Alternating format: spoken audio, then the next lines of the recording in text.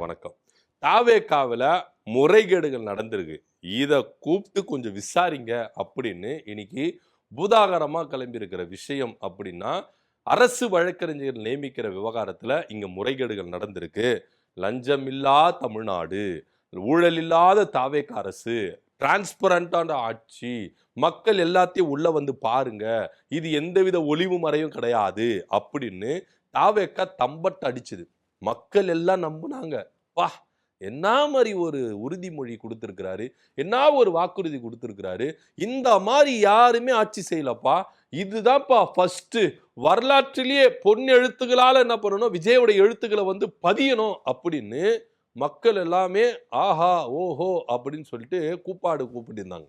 இதுல விஜய்க்குன்னு முட்டு கொடுப்பு இருப்பாங்கல்ல, தாவேகா அரசுக்கு முட்டு கொடுப்பாங்கல்ல, இவங்க எல்லாருமே வந்து பாத்தீங்களா எங்க அண்ணன் எப்படியெல்லாம் பேசினாரு, எவனாவது இது மாதிரி பண்ணீங்களா, எந்த கட்சியாச்சுன்னு இப்படி பண்ணிச்சா, எங்க அண்ணன் தான் அப்படின்னு வாய் கிழிய பேசுனாங்க.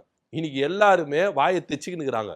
ஏன் அப்படின்னா, பொதுச் செயலாளரே லஞ்சம் வாங்கி இருக்கிறாரு, மூத்த அமைச்சரே லஞ்சம் வாங்கி இருக்கிறாரு, மாவட்ட செயலாளர் லஞ்சம் வாங்கி இருக்கிறாரு, ஒரு அரசு வழக்கறிஞருக்கும் 30 லட்சத்துக்கிட்ட வந்து என்ன பண்ணிருக்காங்க, லஞ்சம் கொடுத்திருக்கிறாங்க. புகார்கள் போயிருக்குங்க, நான் சும்மாலாம் சொல்லல, புகார்கள் போயிருக்கு. உயர் நீதிமன்றத்துல கேஸ் கொடுத்திருக்காங்க. தேனி மாவட்டத்துல எஸ்பி கட்டியும் கலெக்டர் கட்டியும் கேஸ் கொடுத்திருக்காங்க. அப்போ இங்க வந்து என்ன நடக்குது, ஏதோ ஒரு ஊழல் நடந்திருக்குது, முறைகேடு நடந்திருக்கு. அமைச்சர் நிர்மல்குமார், சட்டத்துறை அமைச்சர், அவர் என்ன சொல்றாரு, நாங்க இப்பதான் வந்து என்ன பண்றோம், அரசு வழக்கறிஞர்களை நியமனம் பண்றதுக்கு ஜிஓ பாஸ் பண்ணிருக்கிறோம் அப்படின்னு சொல்றாங்க. ஆனா ஜூலை 1ஆம் தேதியே செங்கல்பட்டு அந்த நீதிமன்றத்துல வந்து என்ன பண்ணிருக்காங்கன்னா, கீழமை நீதிமன்றத்துல அரசு வழக்கறிஞர் நியமிச்சிருக்கிறாங்க அப்படின்னு ஜிஓ பாஸ் பண்ணிருக்கிறாங்க. சோ அப்ப எந்த அளவுக்கு முறைகேடு நடந்திருக்கு, ஒரு சட்டத்துறை அமைச்சரே தவறான வந்து விஷயத்த சொல்றாரு, பொய்யா சொல்றாரு. ஆடு திருடனவங்களுக்கு நீங்க என்ன பண்ணிருக்கீங்க, அரசு வழக்கறிஞர் பதவி கொடுத்திருக்கீங்க. அப்ப என்ன விஷயம், இது எங்க நடக்குது? அப்ப இங்க டிரான்ஸ்பரண்டான ஆட்சி நடக்கலையா? விளக்கத்தை கொடுங்க, சம்பந்தப்பட்ட அமைச்சர் விளக்கத்தை கொடுங்க. எந்த அமைச்சர் மேல புகார் போயிருக்கோ உயர் நீதிமன்றத்துல அவங்க விளக்கம் கொடுங்க. ஏன் கொடுக்க மாட்டேன்றீங்க? கேள்விகள் வருது இல்லையா சார்? இன்னைக்கு எதிர்கட்சிகளா இருக்கட்டும், மற்றவங்களா இருக்கட்டும், தகுதி வாய்ந்தவங்களுக்கு இங்க தாவேகா அரசுல வழக்கறிஞர்கள் பதவி கொடுக்க மாட்டேங்கிறாங்க அப்படின்னு தான் இங்க குற்றச்சாட்டை முன் வச்சிருக்காங்க. ஏன்னா தொடர்ச்சியா தாவேகா அரசு பல விஷயங்கள்ல சொதப்புறாங்க. இப்ப நம்ம இந்த ஆர்ஜே ஜெயராமன் இருக்காங்களா, அவங்கள கைது பண்ணாங்க. அந்த விவகாரத்திலையும் அதாவது கவர்மெண்ட் சார்பா ஆஜராகனா வக்கீல் அவர்கள் எதுவுமே பேசல அப்படின்னு சொல்லப்படுது. அதே போல செந்தில் பாலாஜி விஷயத்திலே கோட்டை விட்டு இருக்காங்க. அதே போல அன்பானந்தம் அவருடைய விஷயத்திலே கோட்டை விட்டு இருக்காங்க. ஸோ அரசு தரப்பு வழக்கறிஞர்கள் அதாவது ரொம்ப போல்டா வாதாடவே இல்லை. அப்ப இவங்களுக்கு தகுதி இருக்குதா இல்லையா அப்படின்ற ஒரு சந்தேகம் தாவேக்காக்குள்ளே எழும்பி இருக்கு. சோ இப்போ வந்து பாத்தீங்கன்னா புஷி ஆனந்த் அவர்கள் 5 லட்சத்துல இருந்து 50 லட்சம் வரைக்கும் இந்த அரசு வழக்கறிஞரை நியமிக்கிற விவகாரத்துல லஞ்சம் வாங்கி இருக்கிறாரு அப்படின்னு சொல்லிட்டு ஒரு அதாவது தாவேக்காவுடைய மாநில வழக்கறிஞர் பிரிவினர் அவங்களே வந்து அந்த அம்மா என்ன பண்ணிருக்காங்கன்னா உயர் நீதிமன்றத்துல கேஸ் போட்டிருக்கிறாங்க, மனு கொடுத்திருக்காங்க. ஐயா இதை விசாரிங்க, நீதிமன்றத்தால தான் இதுக்கு ஒரு வழி வரும். ஏன்னா முதலமைச்சர் தனிப்பிரிவுக்கு அனுப்புனாலும் இங்க வந்து நீதி கிடைக்காது, காவல்துறை கிட்ட கொடுத்தாலும் நீதி கிடைக்காது, உயர் நீதிமன்றம் நினைச்சாதான் இங்க நீதி கிடைக்கும் அப்படின்னு சொல்லிட்டு அரசு வழக்கறிஞர்களை அதாவது இவங்கள ஸ்ட்ராங்கா வாதாடணும். ஒரு அரசு வழக்கறிஞர்கள் அப்படின்னு இருந்தாங்கன்னா அரசுக்கு ஆதரவாக இவங்க வந்து என்ன பண்ணணும், செயல்படணும், வாதாடணும். ஆனா கையில கிடைச்சதுல கோட்டை விட்டுட்டு உட்காந்துட்டு இருக்கிறாங்களே அப்படின்ற ரேஞ்சுக்கு தான் விஜய் அவர்களே டென்ஷனா இருக்கிறாராம். ஏன்னா இன்னைக்கு செந்தில் பாலாஜி லட்டு மாதிரி ஒரு விஷயத்தை தூக்கி கையில கொடுத்தா அவருக்கு ஜாமீனை கொடுத்துட்டு என்ன பண்ணிருக்கீங்க, அவரு ஜாலியா என்ன பண்ணாரு சொல்றீங்க, நீங்க வீதியில உலா விடுறீங்க. அன்பானந்தம், ஆர்ஜே சரண் ஜெயராமன் இவங்களெல்லாம் என்ன பண்ணிருக்கீங்க, எவ்வளவு அழகான அரிய வாய்ப்பு. நாங்க வந்து உங்களுக்கு வந்து எல்லா விஷயத்த கையில கொடுத்தா ஆனா அரசு வழக்கறிஞர் எங்களுக்கு போயிட்டு என்ன பண்றீங்க, வாதாடாம அவங்களை எல்லாரையும் வெளியே விட்டுட்டு இருக்கீங்க. இதெல்லாம் எந்த விதத்துல நியாயம் அப்படின்னு சொல்லிட்டு விஜய் அவர்கள் பயங்கரமா டென்ஷன் ஆயிருக்கிறதாக ஒரு தகவல் இருக்கு. சோ இதனால பயங்கரமான விஷயங்கள் வந்து பூதாகரமா கிளம்பி இருக்கு. இதுல ஏதோ ஒரு விஷயம் நடந்திருக்குது. ஏன்னா புஷி ஆனந்த் மேலேயே கம்ப்ளைண்ட் போயிருக்குன்னா அப்போ ஒரு லஞ்சம் வாங்கியிருப்பாரா வாங்கியிருக்க மாட்டாரா அப்படின்ற ஒரு தகவல் இருக்குது. சோ அது உயர் நீதிமன்றத்தில் விசாரணை வச்சுக்கோங்க. தேனி மாவட்டத்துல தெற்கு மாவட்ட செயலர் லெப்ட் பாண்டி இருக்கிறார்ல, அவர் எல்லாருக்குமே தெரியும், பெண்களை எடுத்தோடனே ஆபாசமா பேசுவார். அவருடைய வீடியோ எல்லாம் போய் பாத்தீங்கன்னா அவ்வளவு மரியாதை கொடுப்பார் பெண்களுக்கு. ஆனா அப்பேற்பட்ட பெண்களுக்கு மரியாதை கொடுக்கிறவரு, பெண்களை தலையில தூக்கி வச்சு ஆடுறவருக்கு தான் விஜய் அவர்கள் வந்து என்ன பண்ணுவாரு, எம்எல்ஏ சீட்டு கொடுத்தே ஆவேன். ஏன்னா அவர் பெண்களுக்கு அவ்வளவு மரியாதை கொடுப்பாரு. அவங்க வந்து பெண்கள் எல்லாம் பார்த்தா அப்படியே கன்னத்துல ஒத்திப்பாரு. அந்த மாதிரி ஒரு மனுஷன். அவ்வளவு பெண்களுக்கு மரியாதை கொடுப்பாரு. பெண்கள் எல்லாம் வந்து கையெடுத்து கும்பிடுவாங்க. அந்த ரேஞ்சுக்கு அவர் வந்து என்ன பண்ணாரு, பெண்களுக்கு மரியாதை கொடுத்தாரு. அப்படிப்பட்ட மனுஷனுக்கு தான் விஜய் அவர்கள் சீட்டு கொடுத்தாரு. இப்போ தேனி தெற்கு மாவட்ட செயலாளர் இருக்கிறாருன்னு வச்சுக்கோங்களேன். அவரு கிட்டத்தட்ட 30 லட்சம் கிட்ட வாங்கி இருக்கிறாரு அப்படின்னு சொல்லிட்டு வழக்கறிஞர்கள் எல்லாமே போயிட்டு என்ன பண்ணிருக்காங்க, கலெக்டர் கிட்ட, எஸ்பி கிட்ட கம்ப்ளைண்ட் கொடுத்திருக்காங்க. ஐயா, அரசு வழக்கறிஞர்கள் தகுதி வாய்ந்தவர்களுக்கு போய் சேரணும். ஆனா இன்னைக்கு காசு கொடுத்துட்டேன் அப்படின்ற ஒரு ரேஞ்சுக்காக தகுதி இல்லாத நபர்களால என்ன பண்றாங்க, இவங்களுக்கு அரசு வழக்கறிஞர்கள் கொடுக்குறாங்க. அப்ப இதுல முறைகேடு நடந்திருக்கு, லஞ்சம் வாங்கி இருக்காங்க, இது என்னதுன்னு விசாரிங்க அப்படின்னு ரேஞ்சுக்கு கலெக்டர் கிட்டயும் எஸ்பி கிட்டயும் அவங்க என்ன பண்ணிருக்காங்க, கம்ப்ளைண்ட் கொடுத்திருக்காங்க.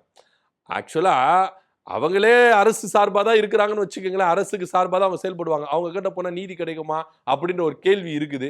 அது பொதுவெளியில எதிர்க்கட்சிக்கு தரப்புல இருக்குன்னு வச்சுக்கலாம். சரி, ஓகே, அவங்க வந்து நம்பிக்கை வச்சிருக்காங்க, கலெக்டர் மேல நம்பிக்கை வச்சிருக்காங்க, எஸ்பி ஐயா மேல நம்பிக்கை வச்சிருக்கிறதுனால அவங்க கிட்ட கம்ப்ளைண்ட் கொடுத்து விசாரிங்க ஐயா அப்படின்னு சொல்லியிருக்காங்க. நீதி கிடைக்கும் அப்படின்னு நம்ம நம்புவோம்.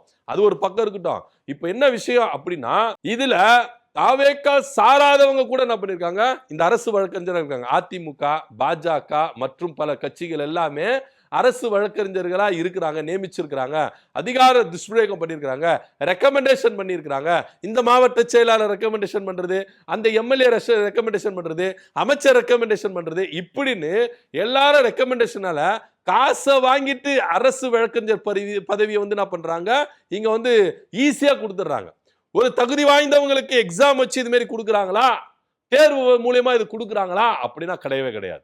காசு கொடுத்தா உங்களுக்கு பதவி அப்படின்ற ரேஞ்சுக்கு இன்னைக்கு தாவேக்கா இறங்கிருச்சு. இது பெரிய பூதாகாரமா வெடிச்சிருக்கு. அதாவது ஆட்சிக்கு வந்து 2 மாசம் கூட ஆகல, அதுக்குள்ள லஞ்சம் பெருக்கெடுத்து ஓடுது. ஆனா இவங்க வந்து என்ன பண்ணுவாங்களாம், லஞ்சத்தை ஒழிச்சிட்டேன், ஊழலை ஒழிச்சிட்டேன், அது பண்ணிட்டேன், இது பண்ணிட்டேன்னு சொல்லிட்டு தம்பட்டை அடிக்கிறது. ஆனா இன்னைக்கு உங்க பொதுச் செயலாளர், ஒரு சீனியர் அமைச்சர், நீர்வளத்துறை அமைச்சர், அவரே வந்து என்ன பண்ணிருக்காரு, லஞ்சம் வாங்கி இருக்கிறாரு சொல்லிட்டு உங்க கட்சிக்காரங்களே கோர்ட்ல போயிட்டு என்ன பண்ணிருக்காங்க, கேஸ் கொடுத்திருக்காங்க. எந்த அளவுக்கு இங்க வந்து வெட்ட வெளிச்சமா வந்து லஞ்சம் வாங்கி இருக்கிறாங்க தெரியுது. லெப்ட் பாண்டி அவர்கள் உங்க மாவட்ட செயலாளர், அவரு லஞ்சம் வாங்கி இருக்கிறார் சொல்லிட்டு வழக்கறிஞர்களா போயிட்டு கலெக்டர் எஸ்பி கிட்டே வந்து என்ன பண்ணிருக்காங்க, கம்ப்ளைண்ட் பண்ணிருக்காங்க. இன்னைக்கு நிர்மல்குமார் அமைச்சர் அவர் என்ன சொல்றாரு, 6 மாசம் தான் டைம், அதுக்குள்ள நீங்க எல்லாம் திருந்திக்கணும், இல்ல கட்டி தகுதி இல்லாத நபர்களா அந்த அரசு வழக்கறிஞர் பதவியெல்லாம் நாங்க என்ன பண்ணிடுவோம், பறிச்சிருவோம், எந்த ஒரு காரணமே இல்லாம, யாருடைய பரிந்துரை இல்லாம டைரக்டா நாங்க நடவடிக்கை எடுப்போம் அப்படின்றாரு. ஏன், எதுக்கு? அப்ப இங்க ஏதோ ஒரு விஷயத்துல ஏதோ தவறு நடந்திருக்குது. அதை கண்டிக்கிற விதமா தான் அமைச்சர் நிர்மல்குமாரோட பேச்சு இருக்கு.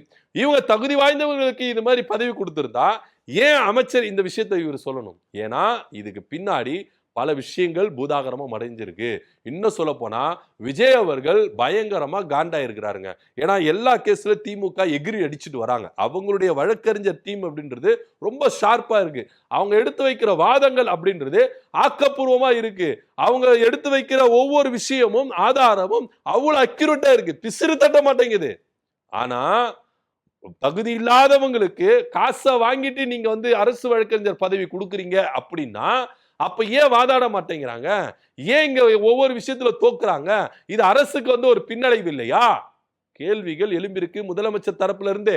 அதனால தான் வெளியில வந்து சிடி நிர்மல்குமார் அவர்கள் பேட்டி கொடுக்கிறாரு. 6 மாசத்துக்குள்ள டைம். இந்த 6 மாசத்துக்குள்ள வருகிற கேஸ்ல எல்லாருமே எப்படி வாதாடுறீங்க அப்படின்னு சொல்லிட்டு நாங்க லிஸ்ட் எடுப்போம். அதன் அடிப்படையில நீங்க கரெக்டா வேலை செஞ்சீங்கன்னா ஓகே, இல்லா கட்டி தகுதி இல்லாத நபர்களை நாங்க எந்தவித முன்னறிவிப்பு இல்லாம, யாருடைய பரிந்துரை இல்லாம ஆட்டோமேட்டிக்கா நாங்க என்ன பண்ணுவோம், பதவியை பறிப்போம் அப்படின்னு சொல்லியிருக்காரு. ஏன் இந்த 6 மாசம் டைம்? ஏன்னா லஞ்சம் கொடுத்தவங்கள காசு திருப்பி கேட்டாங்கன்னா என்ன பண்றது, அதுக்காக தான் இந்த 6 மாசம் டைமா அப்படின்னு பலரும் இங்க கேள்விகள் எழுப்பிட்டு இருக்காங்க. ஏன்னா இன்னைக்கு தாவேக்கா வழக்கறிஞர் அணி செயலாளர் தகுதி இல்லாதவங்களுக்கு காசை கொடுத்துட்டு தான் இவங்க வந்து என்ன பண்ணிருக்காங்க, பதவிகள் கொடுத்திருக்காங்க. ஏற்கனவே குதிரை பேரம் சொல்லிட்டு இந்த அரசு மேல ஒரு முத்திரை இருக்குது. இப்போ லஞ்சம் வாங்கிட்டு அரசு வழக்கறிஞர் பதவினா என்ன சார்? நீங்க இஷ்டத்துக்கு தூக்கி கொடுத்துருவீங்களா? எவ்வளவு முக்கியமான ஒரு பேக் போன் அரசுக்கு. இந்த அரசு வழக்கறிஞர்கள் அப்படின்றது ஒரு முதுகெலும்பு. அந்த அளவுக்கு இது ஸ்ட்ராங்கான ஒரு பதவி. ஆனா தகுதி இல்லாத நபர்களுக்கு காசை வாங்கிட்டு நீங்க கொடுக்குறீங்களே, தகுதி இல்லாதவங்களா வெளியே நிக்கிறாங்களே அப்படின்னு தாவேக்காவுடைய வழக்கறிஞர் அணியிலேயே பல பேர் என்ன பண்றாங்க, போர்க்கொடி தூக்கி இருக்கிறாங்க. அதுல ஒரு அம்மா தான் இன்னைக்கு உயர்நீதிமன்றத்தை நாடி இருக்கிறாங்க.